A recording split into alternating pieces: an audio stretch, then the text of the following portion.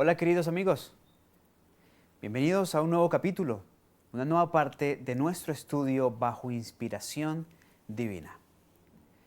Después de haber analizado elementos fundamentales de los dones espirituales y hecho énfasis particular y especial en el don de profecía, en lo que es un profeta, después de ver cómo se desarrolló el don profético en el Antiguo Testamento, pero también los 6 grandes propósitos del don de profecía en el Nuevo Testamento para la iglesia emergente en los tiempos apostólicos, hoy nos disponemos en esta entrega a analizar una asombrosa profecía que nos va a permitir ubicar, ver el don de profecía en el tiempo del fin.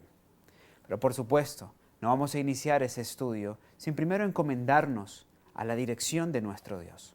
Así que vamos a orar. Acompáñame. Padre Todopoderoso, en esta hora te quiero dar las gracias por la bendición que nos concedes al permitirnos, aún con libertad, poder abrir tu palabra y utilizar estos medios para así conectarnos y aprender cada vez más de tu gracia, de tu misericordia, de tu verdad. Y ahora de tus siervos, esos que ungiste con tu don, el don de profecía, y a través de los cuales nos hablas.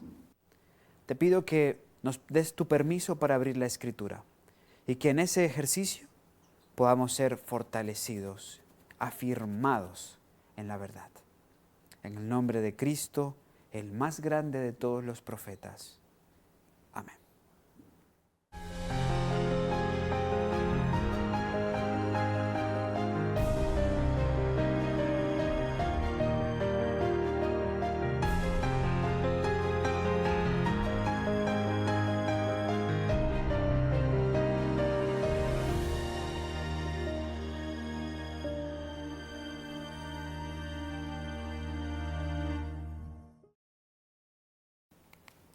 Como les decía, en esta entrega vamos a analizar el don de profecía en el tiempo del fin. El don de profecía en el tiempo del fin.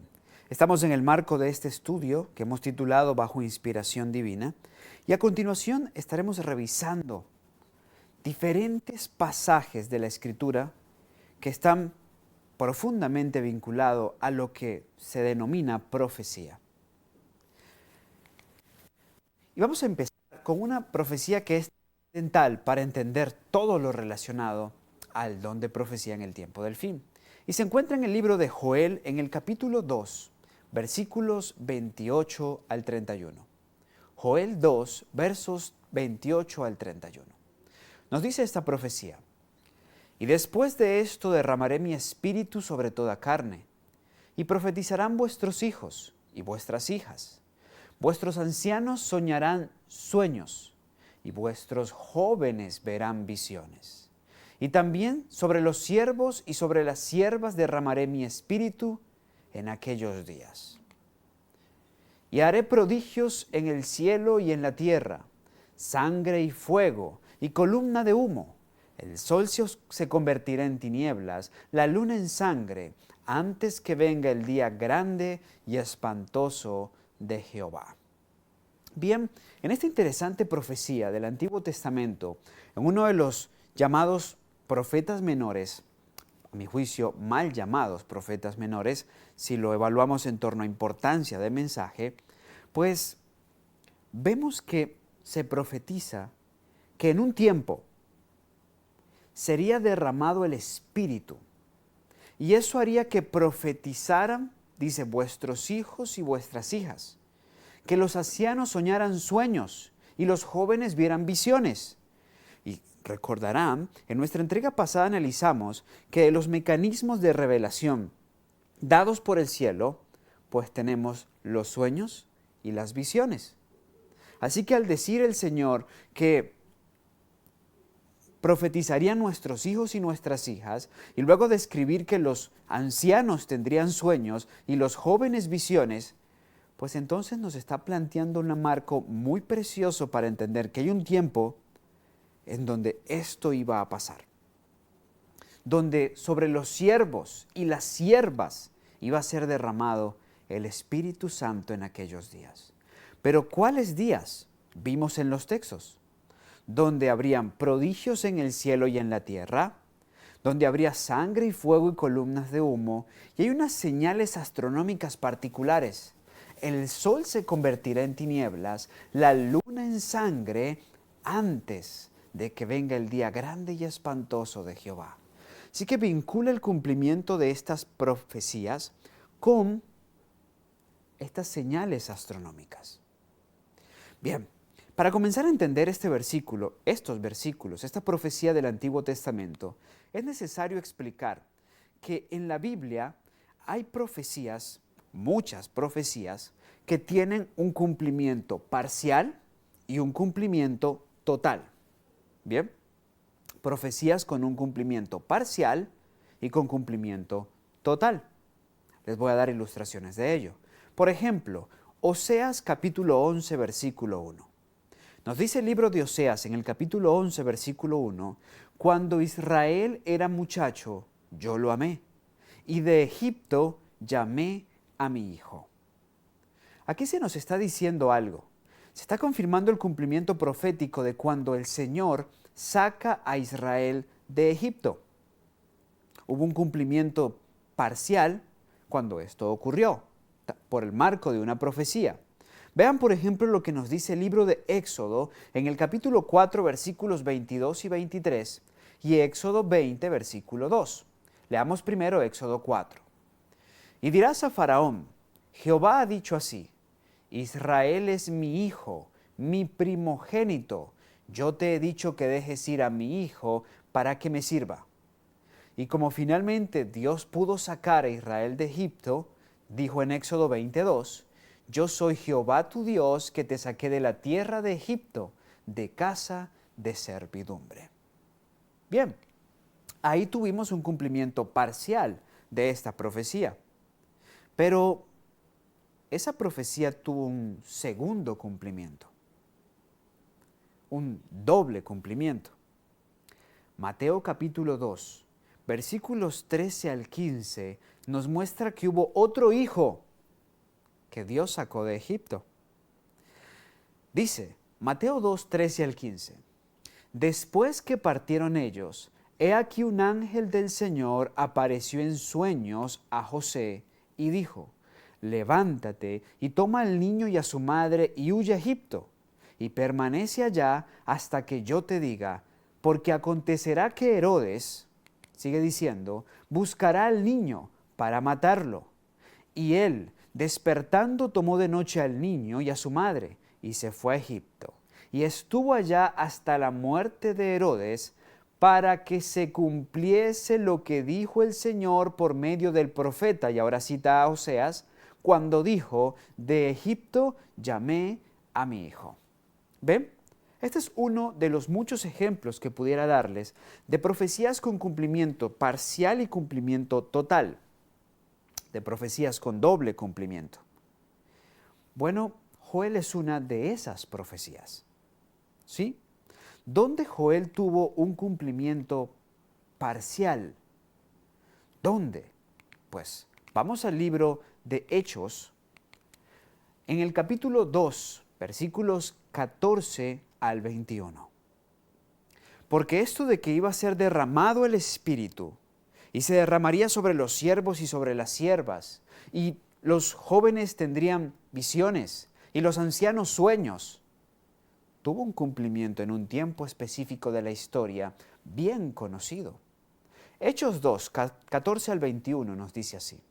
Entonces Pedro, poniéndose en pie con los 11, alzó la voz y les habló diciendo, varones judíos y todos los que habitáis en Jerusalén, esto os sea notorio y oíd mis palabras, porque estos no están ebrios, como vosotros suponéis, puesto que es la hora tercera del día.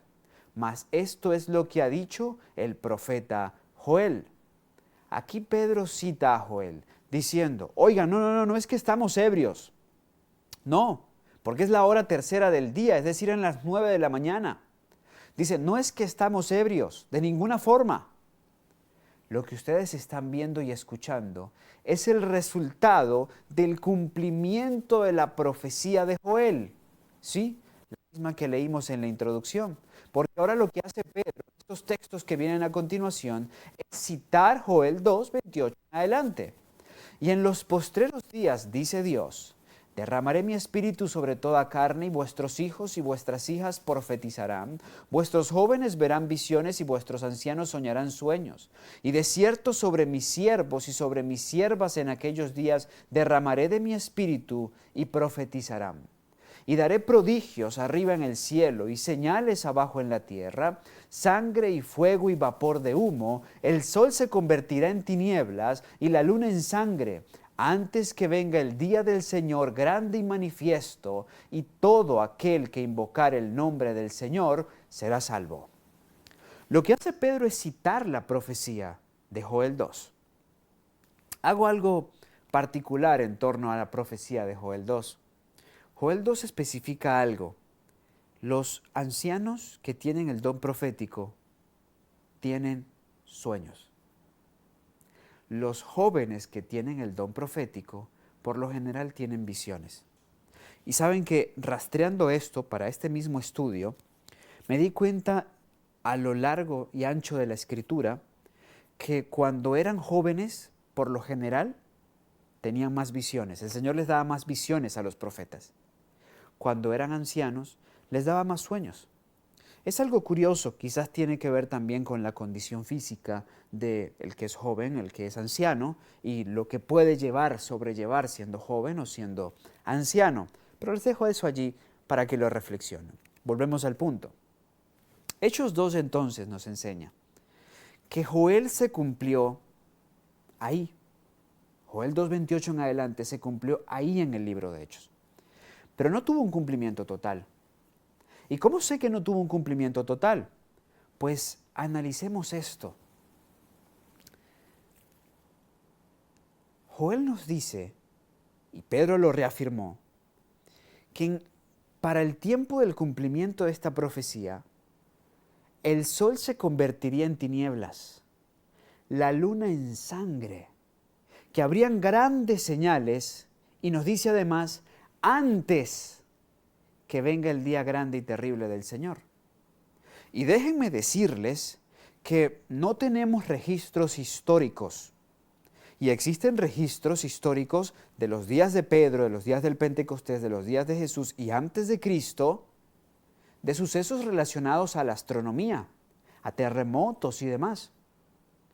Pero no tenemos registros de que para cuando esto ocurrió, me refiero al día 5 del mes tercero del año 31 de nuestra era, estuvieran ocurriendo ni terremotos, ni caída de estrellas, ni el sol oscureciéndose, ni la luna convirtiéndose en sangre. Así que no es el cumplimiento total de esta profecía, porque esas otras señales no se dieron. Además, que eso no ocurrió poco antes, cercano a la segunda venida del Señor, al día grande y terrible de Jehová. ¿No? Es más, pocos años después de que esto ocurriera, el apóstol Pablo, en su segunda misiva a los creyentes en Tesalónica, les dice que la venida del Señor Jesucristo habría de demorarse. Y esto lo dijo años después del discurso de Pedro. Veamos, 2 de Tesalonicenses capítulo 2, versículos 1 al 4. Pablo aquí establece una señal importante que debía ser manifiesta antes de la reaparición del don profético, antes de la reaparición de Jesús. Nos dice, 2 de Tesalonicenses 2, 1 al 4. Pero con respecto a la venida de nuestro Señor Jesucristo y nuestra reunión con Él, os rogamos, hermanos, que no os dejéis mover fácilmente de vuestro modo de pensar, ni os conturbéis ni por espíritu, ni por palabra, ni por carta como si fuera nuestra, en el sentido de que el día del Señor está cerca. Nadie os engañe en ninguna manera, porque no vendrá sin que antes venga la apostasía y se manifieste el hombre de pecado, el hijo de perdición, el cual se opone y se levanta contra todo lo que se llama Dios o es objeto de culto, tanto que se sienta en el templo de Dios como Dios, haciéndose pasar por Dios. En esta asombrosa profecía de otro profeta, de otro hombre que poseía el don profético, el apóstol Pablo, mi querido amigo, puedes ver cómo se nos dice, no vendrá el Señor, no vendrá el día grande, terrible de Jehová, y por ende la reaparición del don profético, sin que antes se manifieste un personaje que el apóstol llama el gran apóstata, el hombre de pecado, el hijo de perdición, el que habría de traer la apostasía. Nosotros entendemos muy bien a qué se refiere el apóstol Pablo con ese hijo de perdición, con ese hombre de pecado, aquel que con suma autoridad eclesiástica se encargó de dirigir, de convertir lo que alguna vez fue la gran iglesia apostólica, también en la iglesia romana.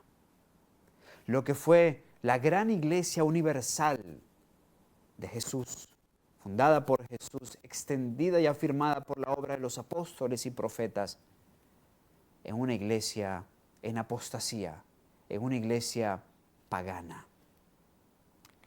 Ese mismo poder fue descrito por Daniel en el capítulo 7, versículo 25.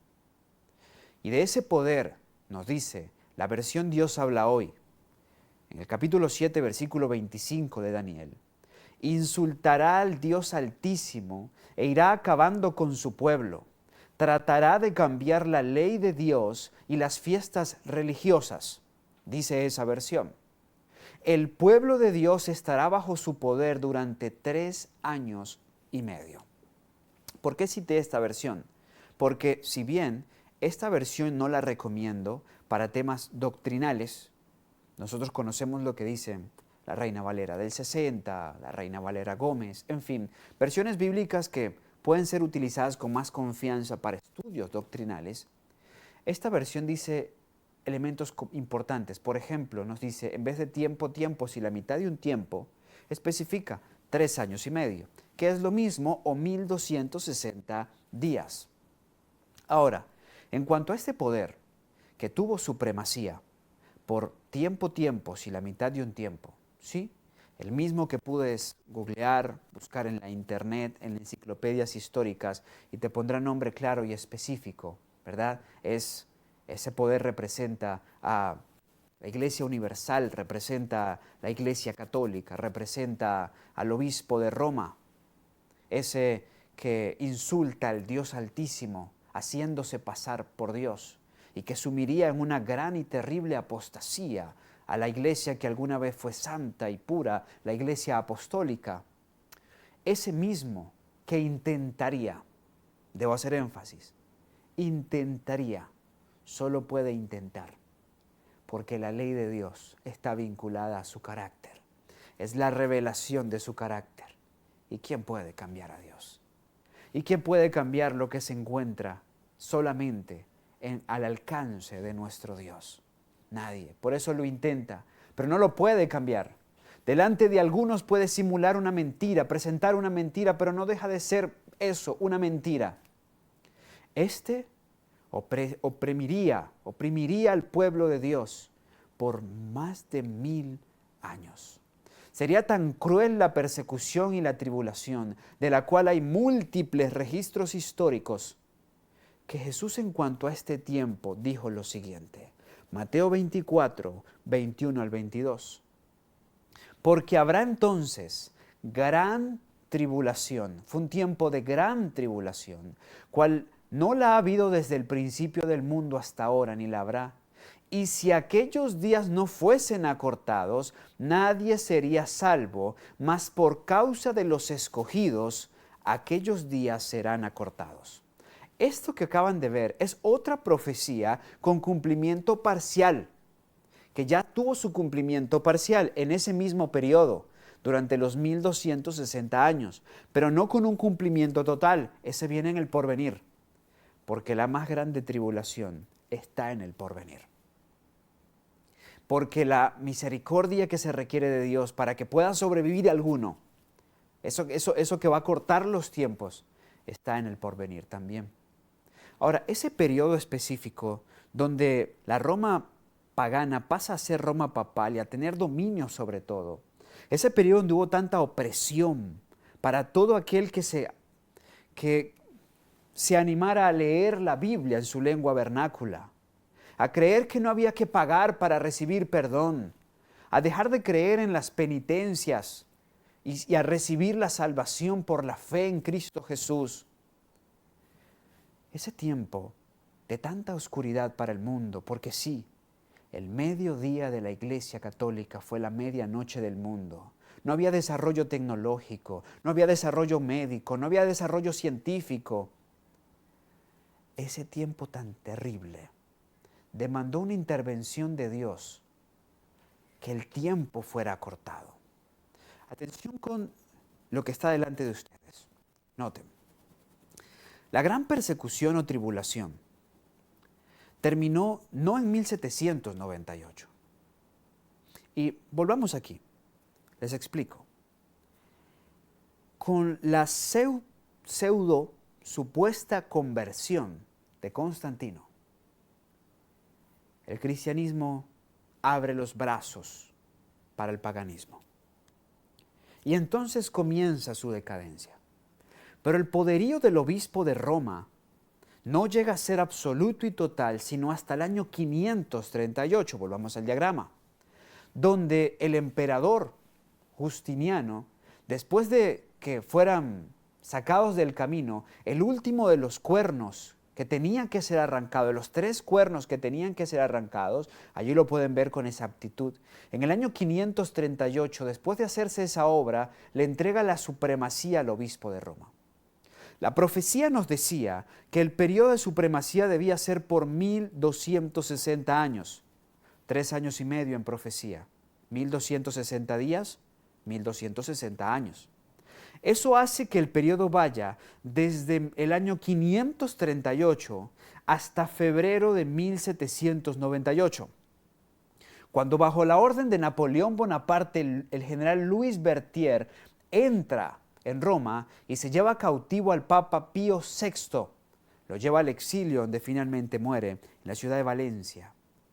Ahora, noten algo fundamental aquí, 1260 años, increíble. Como la Biblia lo dice, se cumplió. Hay quienes intentan negar el principio día por año, aunque es claro. Se encuentra en el libro de Números, se encuentra en el libro de Ezequiel, Números 14, en fin. Se encuentra mencionado día por año te lo he dado. Es un principio que la cristiandad ha manejado con amplitud y que le da sentido y exactitud a las profecías que encontramos en la Biblia y que utilizan el principio día por año. Hay quienes hoy lo quieren desmeritar. Y como estamos en el tiempo donde se habla de reinterpretar la historia, sí, para que se ajuste a la ideología de género, para que se ajuste a las nuevas corrientes, para que se ajuste al progresismo, en fin, pues también hay que reinterpretar la historia bíblica, para que deje de decir eso que dice y que nos permite ver hoy al engañador detrás de su disfraz. 1260 años, con exactitud, desde el 538 hasta febrero de 1798. Pero la Escritura nos dice que los tiempos debían ser acortados. ¿Y de qué forma intervino el Señor para ello? Bueno, por ejemplo, la Reforma Protestante. Hace unos días atrás, tiempo atrás, se cumplió aniversario de cuando Martín Lutero clavó las 95 tesis en Wittenberg, en la puerta de la catedral en Wittenberg, y lo que desató eso.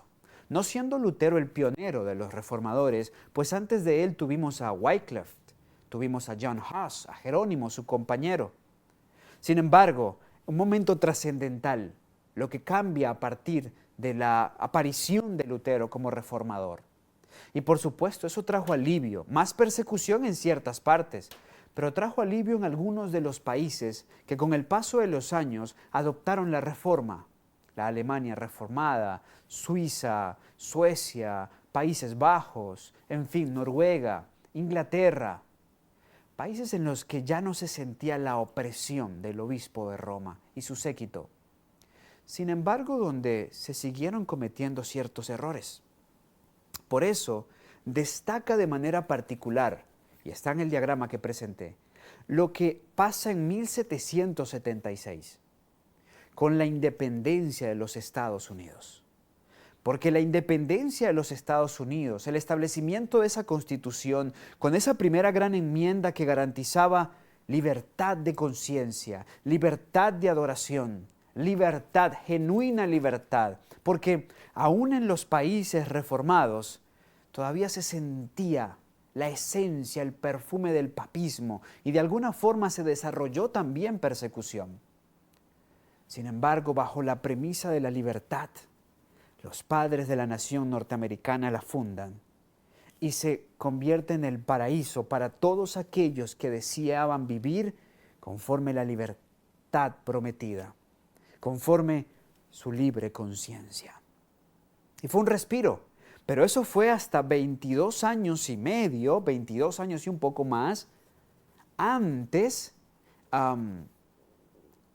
de la herida de muerte, de la herida mortal, de la herida que se da en 1798. 22 años, un poco más, un poco menos. Claro, porque si eso no aparecía, el pueblo corría el peligro de ser, el pueblo de Dios de ser exterminado por completo. Pero como la Biblia lo presenta, así se cumplió.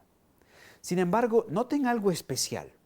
Mateo 24, 29 y 30 nos dice que inmediatamente después de la tribulación de aquellos días, el sol se oscurecerá y la luna no dará su resplandor. Pero Jesús añade una más a las que menciona Joel, y las estrellas caerán del cielo, y las potencias de los cielos serán conmovidas. Entonces aparecerá la señal del Hijo del Hombre en el cielo, y entonces lamentarán todas las tribus de la tierra, y verán al Hijo del Hombre viniendo sobre las nubes del cielo con poder y gran gloria. Jesús entonces nos dice, después de la aparición del Hijo de perdición, de su supremacía, de ese tiempo que era acortado, allí, después de ese tiempo acortado, tendría que aparecer grandes señales que vienen antes de la aparición de Jesús en el cielo. ¿Cuáles? El sol se habría de oscurecer, la luna no daría su resplandor, las mismas que cita Joel, y añade, y las estrellas caerán del cielo. Y todo esto antes de que las potencias del cielo sean conmovidas, antes de la aparición de la segunda venida de nuestro Señor Jesucristo. El libro de Apocalipsis nos presenta algo muy similar. Y vamos a Apocalipsis 6, versículos 12 al 17. Seguimos aprendiendo. Apocalipsis 6, versículos 12 al 17. Recuerden que la Biblia se estudia así, como dice Isaías 28, un poquito aquí, un poquito allá, reglón sobre reglón, texto sobre texto. Muy bien, sigamos. El sol se puso negro, dice Apocalipsis 6:12, como tela de cilicia, y la luna se volvió toda como sangre, y las estrellas del cielo cayeron sobre la tierra, como la higuera deja caer sus higos cuando es sacudida por un fuerte viento. Y luego nos dice, y el cielo se desvaneció como un pergamino que se enrolla, y todo monte y toda isla se removió de su lugar, y los reyes de la tierra y los grandes, los ricos, los capitanes, los poderosos, y todo siervo y todo libre, se escondieron en las cuevas y entre las peñas de los montes, y decían a los montes y a las peñas, caed sobre nosotros, y escondednos del rostro de aquel que está sentado sobre el trono, y de la ira del Cordero, porque el gran día de su ira ha llegado. ¿Y quién podrá sostenerse en pie? Noten la armonía entre la profecía de Joel 2, la de Jesús, el mayor de todos los profetas, en Mateo 24, y la del profeta de Patmos en Apocalipsis 6. Hay armonía. ¿Por qué? Joel anunció que para los días del retorno del don profético tendríamos oscurecimiento del sol, luna como sangre, caída de estrellas. Jesús lo reafirmó, caída de estrellas, cita abre Jesús. Apocalipsis también toma ese elemento y todo esto antes, noten lo que leímos en Apocalipsis, de que aparezca el día de la ira del Cordero, el gran día de su ira, lo que llamó Joel el día grande y terrible de Jehová. Hay completa armonía en la Biblia, perfecto. Entonces, ambos coinciden en estas señales astronómicas. Haciendo un resumen del orden de los sucesos que hasta aquí hemos mencionado, tenemos entonces que desde el derramamiento del Espíritu Santo en el Pentecostés como lluvia temprana, hasta la segunda venida de Jesús tenemos, 1, derramamiento del Espíritu Santo en el Pentecostés, cumpliendo la profecía de Joel 2, 28 al 31. Muy bien. Luego, ¿qué vino? La aparición del Hijo de la perdición, que trae la gran tribulación de los 1260 años de supremacía papal. Luego viene como tercero el oscurecimiento del sol, como cuarto la luna vuelta como sangre, como quinta la caída de las estrellas. ¿Qué más? Como sexta la potencia de los cielos que son conmovidas y entonces como séptima, ahí sí, la segunda venida de Jesús en las nubes de los cielos. Ahora bien, la pregunta que debemos hacernos es, ¿por qué tiempo, en medio de estos 7 eventos, se da el retorno del don profético que menciona Joel? ¿En qué tiempo hallaremos el cumplimiento total de esa profecía de que los jóvenes verían visiones, los ancianos tendrían sueños y sobre nuestros hijos y nuestras hijas serían derramado el Espíritu Santo? ¿Dónde? Volvamos a la profecía de Joel para que entendamos un poco.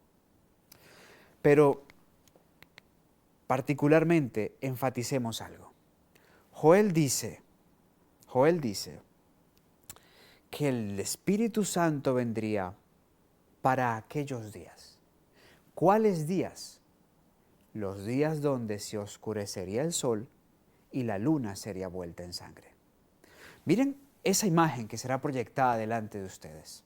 Noten que desde el cuadrito que nos dice 538 hasta 1798 tenemos la gran tribulación, particularmente el tiempo de supremacía papal absoluta, hasta 1798. Extiendan esas líneas hasta allí.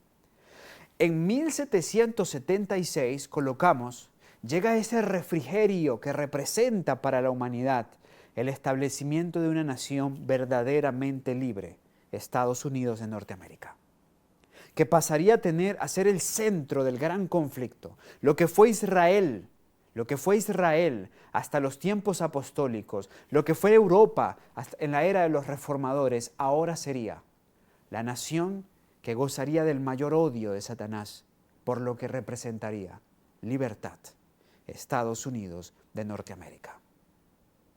Pero, según Joel, después, en ese marco del final de la gran tribulación, tendrían que aparecer las señales astronómicas.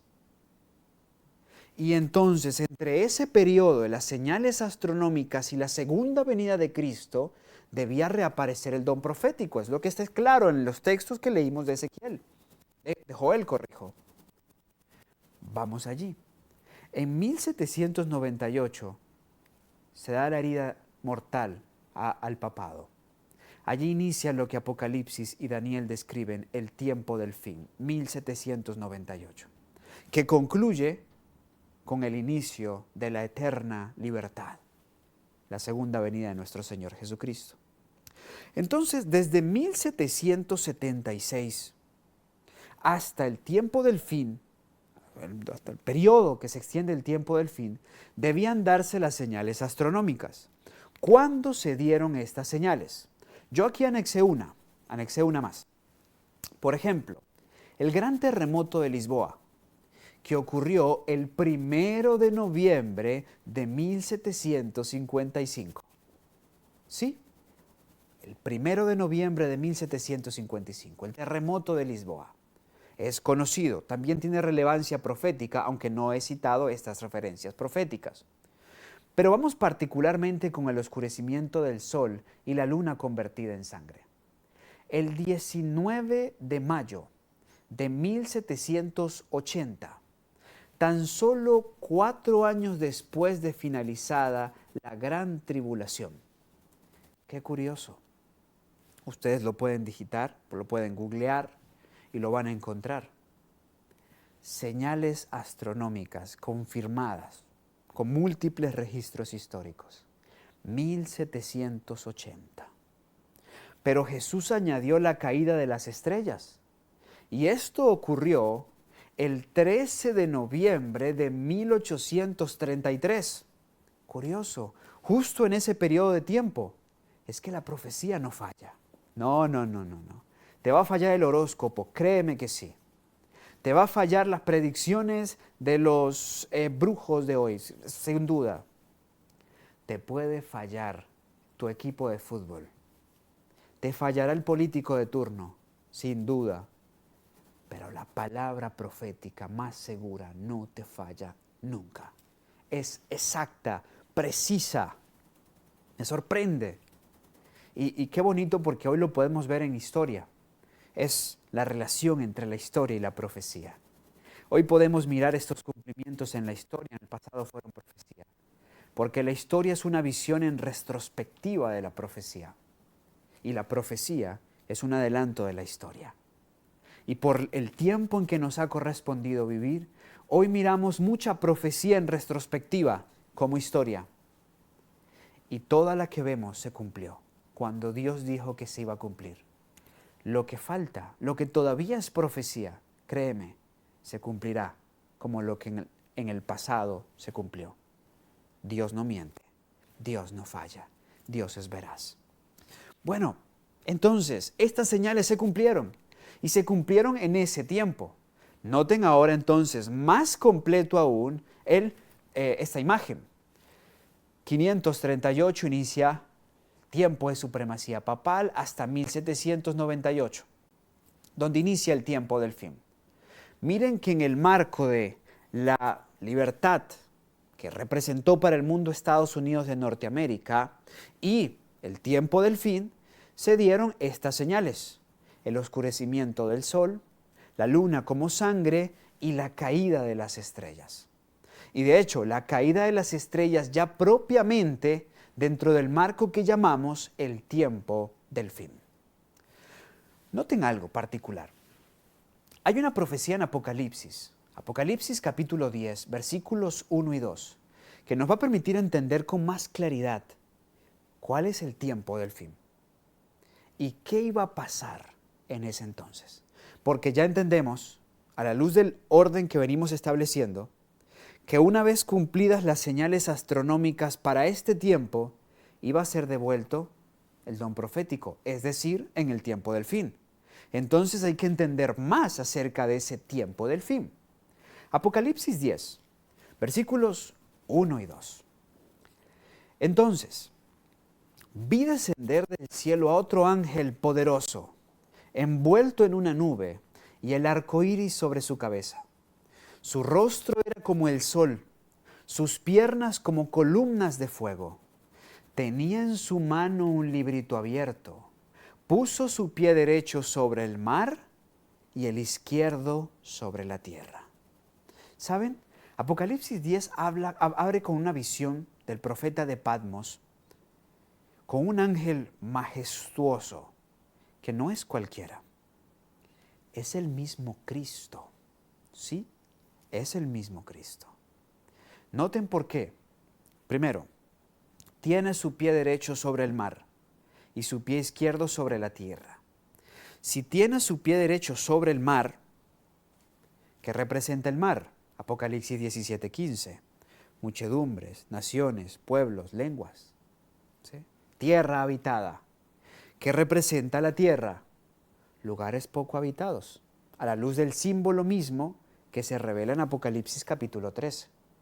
Está diciendo que ese ser tiene dominio sobre todo, pero a la vez su posición en el mar y en la tierra revela el dominio y la extensión del mensaje que contenía ese ángel. Porque ese ángel tenía un librito abierto. Y quiero que sean muy conscientes de esto, porque en la Biblia no hay nada por casualidad, porque sí, porque esté de más. No. Nótese, si la Biblia dice que el libro está abierto, es porque alguna vez estuvo cerrado. Por ejemplo, ¿saben cuál es una de las mayores evidencias que yo tengo de que en el tiempo del fin tendrían que manifestarse el don de profecía? Porque Jesús en Mateo 24, verán eso en nuestra próxima entrega con más detalles, Jesús en Mateo 24, advirtiendo del tiempo del fin, dice 2 veces, cuidado de los falsos profetas. Si Jesús dice cuidado de los falsos profetas, es porque hay verdaderos profetas. Si no, simplemente hubiera dicho, cuídense de cualquiera que aparezca diciendo que tiene profecía. De todos, cuídense. Pero es específico, de los falsos, porque también hay verdaderos. En este caso nos dice, el libro está abierto. ¿Está abierto? Si está abierto, quiere decir que ese mismo libro alguna vez estuvo cerrado. ¿Y dónde en la Biblia yo encuentro un libro cerrado? Pues veamos Apocalipsis capítulo 12, versículo 4. Porque se nos dice, Daniel 12:4, pero tú, Daniel, cierra las palabras y sella el libro hasta el tiempo del fin. Muchos correrán de aquí para allá y la ciencia aumentará. Interesante.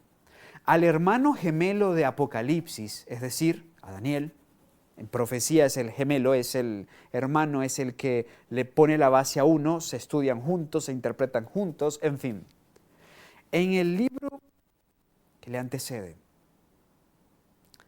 Daniel, encontramos justo en el epílogo del libro, un libro que está cerrado. Un libro al que al profeta se le dice, ciérralo. ¿Sabes por qué? Porque es para el tiempo del fin. Es para el tiempo del fin. Y la visión del ángel de Apocalipsis 10, entonces quiere decir que ese ángel, si el libro está abierto, es porque ese ángel se encuentra en el tiempo del fin. Porque Daniel 12:4 nos dice que el libro tenía que mantenerse cerrado hasta el tiempo del fin. Y ya está abierto. Sí. ¿Saben por qué más sé que es Jesús? Porque solo Jesús, nos dice Apocalipsis 5 y 6, puede abrir lo que está sellado. Puede romper los sellos, puede abrir la revelación. Y lo tiene en su mano. Sí, ese ángel se encuentra en el tiempo del fin. Es justo en ese marco del tiempo del fin donde ese libro de Apocalipsis 10 está abierto. Amén. ¿Y saben qué es hermoso? Que Daniel 12:4 nos dice también que la ciencia habría de aumentar. Nos dice que entonces el conocimiento en cuanto a la escritura iba a crecer. Esa es la ciencia que aumenta. No solamente el que hoy tenemos carros, aviones, teléfonos, dispositivos, cámaras, internet, en fin, no. Se refiere a la ciencia de la Biblia. La Biblia iba a tener un matiz distinto, porque el libro que estaba sellado iba a ser abierto. Y al ser abierto, entonces ahora se podría comprender lo que desde 1798 hacia atrás no podía entenderse. Bien, estamos entonces con el ángel de Apocalipsis 10 que se encuentra en el tiempo del fin. Sigamos con él. Apocalipsis 10. Versículos 5 y 6. Nos dice Juan, ahora, relatando la visión. Y el ángel que vi en pie sobre el mar y sobre la tierra, levantó su mano al cielo. Aquí hay otra evidencia, no solamente sus características, sino lo que hace. Esto solo lo puede hacer Cristo. Y juró por el que vive por los siglos de los siglos, solo Jesús puede tomar ese nombre, que creó el cielo y las cosas que están en él, y la tierra y las cosas que están en ella, y el mar y las cosas que están en él, que el tiempo no sería más. ¿Qué hizo Jesús? con el libro en su mano, con el libro abierto en su mano, con un pie sobre la tierra y otro sobre el mar, juró por el nombre de Dios que el tiempo no sería más. ¿Cuándo es eso? ¿Cuándo es exactamente eso? ¿Saben? Si vamos a las expresiones griegas de Apocalipsis 10, empleadas en Apocalipsis 10, nos vamos a encontrar que la expresión griega para tiempo aquí es cronos. ¿Sí? La misma que se utiliza para periodos de tiempo fijos, establecidos. No es, por ejemplo, expresiones que utilizan otros segmentos del mismo libro de Apocalipsis. Por ejemplo, cuando dice, porque el tiempo cerca está, no se refiere a ese. No, utiliza otra expresión. Está refiriéndose aquí que en los cómputos de tiempo no van a ser más. Que estamos en el periodo del último cómputo de tiempo. Y Jesús está jurando, está diciendo, a partir de aquí, de este momento en el que está haciendo referencia a la profecía de Apocalipsis 10, el tiempo no sería más. Es decir, no habrían más profecías de tiempo, no habrían más cómputos de tiempo fijos establecidos. ¿Pero cuándo fue eso entonces? Pues rastreemos. ¿Cuál fue la última profecía de tiempo que se cumplió? ¿Cuál fue la última profecía de tiempo que se cumplió? Pues la más larga. Aquella que comienza en el año 457 a.C., que nos explica la Biblia, que está en el marco de Daniel 8:14, que una parte de ella se explica en Daniel 9:24 al 27, ¿sí? La profecía de las 70 semanas, que tiene su mismo inicio porque es parte de ella, la profecía de las 70 semanas de Daniel 9:24 al 27, que según Daniel 9 inicia con el decreto de la orden de la reconstrucción del templo y que comenzamos a computar desde el 457 a.C. Y que haciendo un ejercicio básico, pero importante, pues entonces la matemática nos va a llevar a 1844. Sí, 1844. En el momento en que el ángel está diciendo lo que dice, se encuentra justo en el periodo donde se está acabando el tiempo profético, el cronos. Está jurando, el tiempo no va a ser más. Bueno, si desde el 457 debemos ir hasta sumar esos 2300 años y llegamos desde el 457 a.C. y llegamos entonces hasta 1844, ¿qué pasó en 1844? ¿Qué es lo que hay allí? Esta declaración nos dice algo al respecto. Es un manuscrito 59, escrito en 1900. Nos dice, este tiempo, el que el ángel declara con un solemne juramento, no es el fin de la historia del mundo, ni del tiempo de gracia, sino del tiempo profético que precederá al advenimiento de nuestro Señor. Es decir, la gente no tendrá otro mensaje acerca de un tiempo definido después de este lapso que ahora abarca desde 1842 a 1844. No puede haber ningún cómputo definido de tiempo profético. El cálculo más prolongado llega hasta el otoño de 1844. Interesantísimo. Muy interesante, porque entonces se nos confirma algo muy particular. El periodo profético más largo, y es así, y todo estudioso de la profecía lo entiende, el periodo profético con tiempo señalado más largo en la Biblia, 2300 tardes y mañanas. Y si lo han estudiado saben dónde empezó y dónde debió terminar. Alrededor de 1844. Vuelvo a leer ahora en Mensajes Selectos, tomo 2, página 123. Nos dice este libro que conocemos bien, los adventistas del séptimo día, como una referencia a lo que estoy explicando con la Biblia. Y el ángel que vi en pie sobre el mar y sobre la tierra, levantó su mano al cielo. Está citando Apocalipsis 10, 5 y 6. Después de citarlo nos dice, este mensaje anuncia el fin de los periodos proféticos. El chasco de los que esperaban ver al Señor en 1844 fue muy amargo para los que habían aguardado tan ardientemente su aparición. Dios permitió que ocurriera este chasco y que los corazones se manifestaran. ¿A qué chasco se refiere? Pues sigamos en Apocalipsis 10. Y así vamos a entender aún más que definitivamente estamos hablando de 1844. Porque en la continuación de Apocalipsis 10, ahora versículos 8 al 10 se nos dice, y la voz que oí del cielo habló conmigo otra vez y dijo, ve y toma el librito que está abierto en la mano del ángel que está en pie sobre el mar y sobre la tierra. Y fui al ángel, diciéndole que me diese el librito. Y él me dijo, toma y cómelo, y amargará tu vientre, pero en tu boca será dulce como la miel.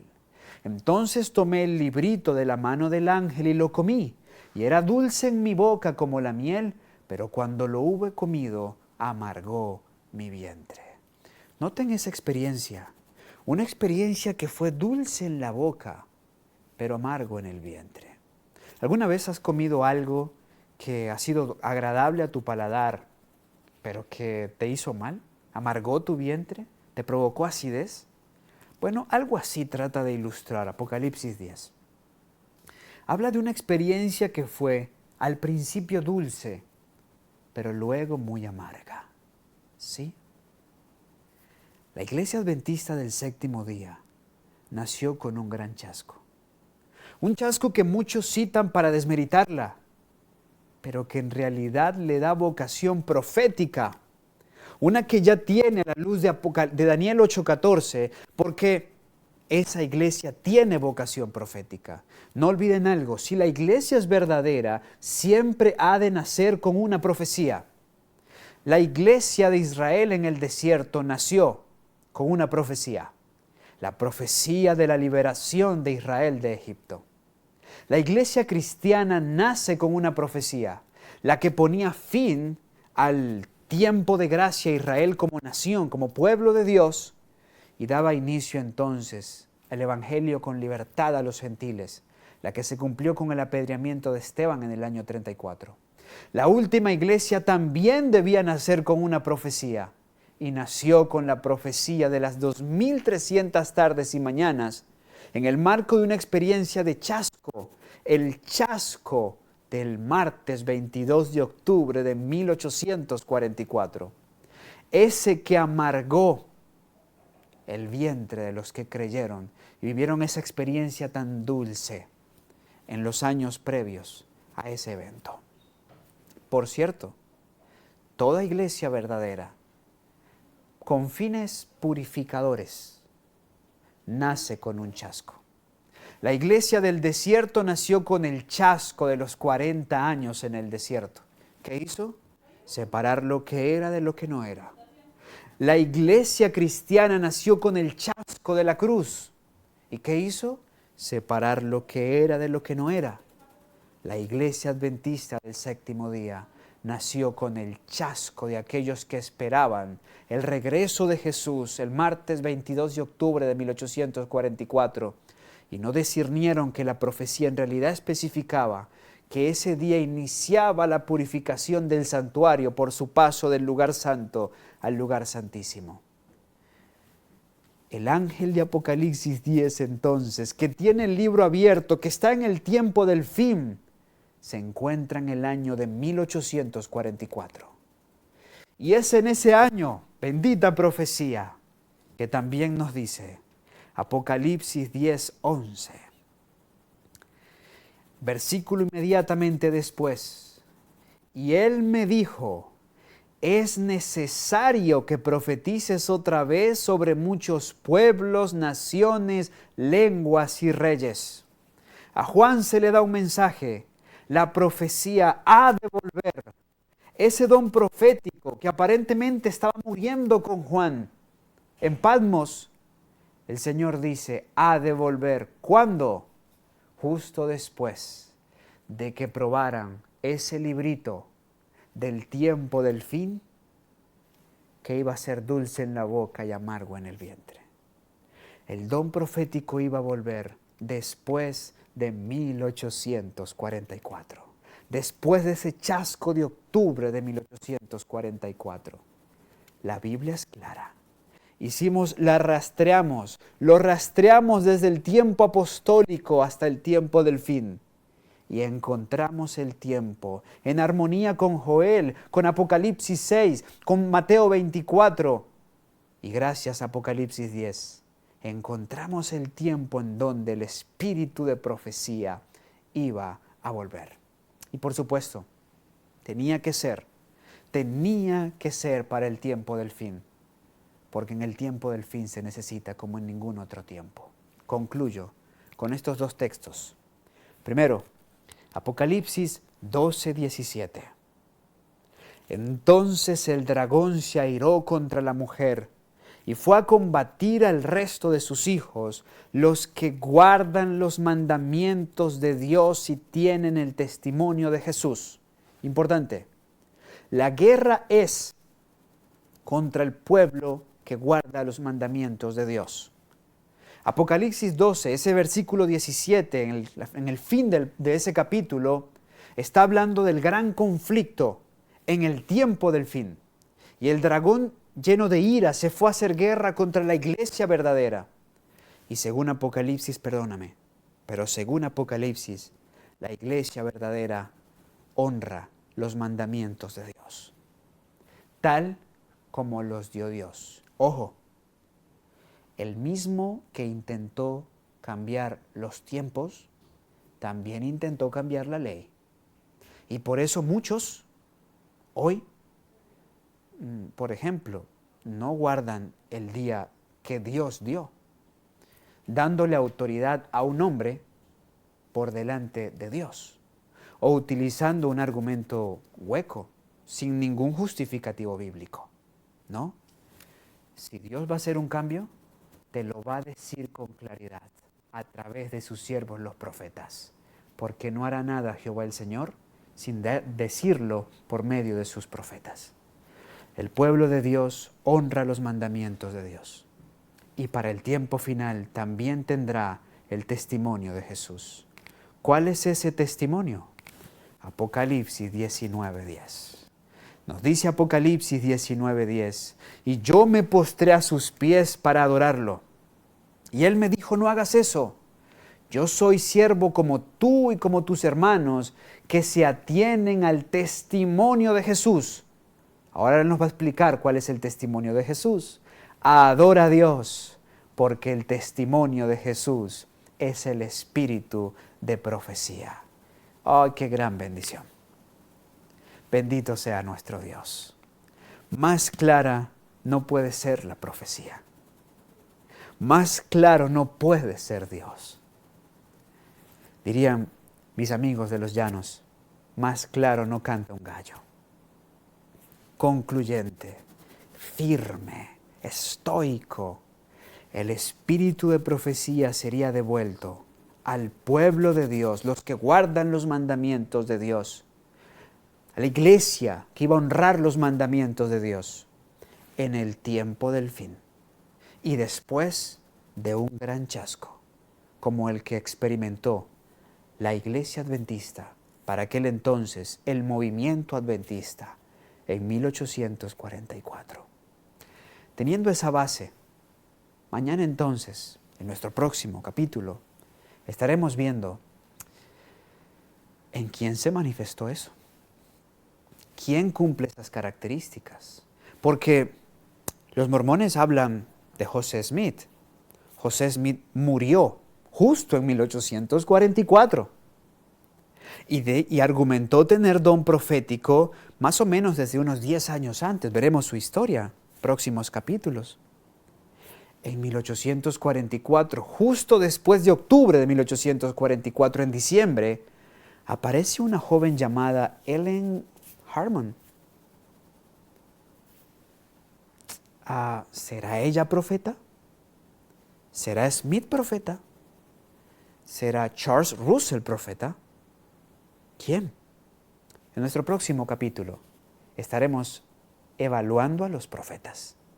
El que es, tendrá que pasar la prueba bíblica, porque el profeta de Jehová siempre estará aprobado en armonía y bajo la dirección de lo que sus otros compañeros profetas han dicho bajo inspiración divina. Dios te bendiga, mi querido amigo. Nos encontramos en nuestro próximo capítulo. Ahora vamos a orar para que sea el Señor afirmando su verdad en nuestro corazón.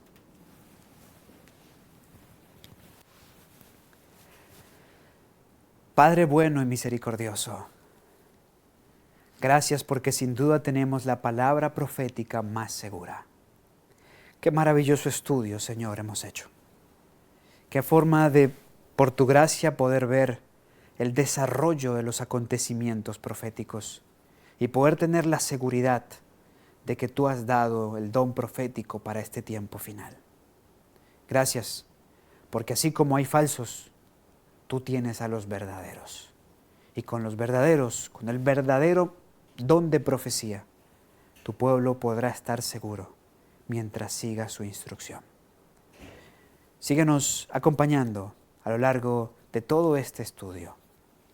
Y te pido de manera muy especial por aquellos que hoy se encuentran en el valle de la indecisión, luchando con la incredulidad o necesitando reafirmarse en la fe en tus profetas. Pues como fue dicho en el pasado, si confiamos en ti, hemos de creer en tus profetas.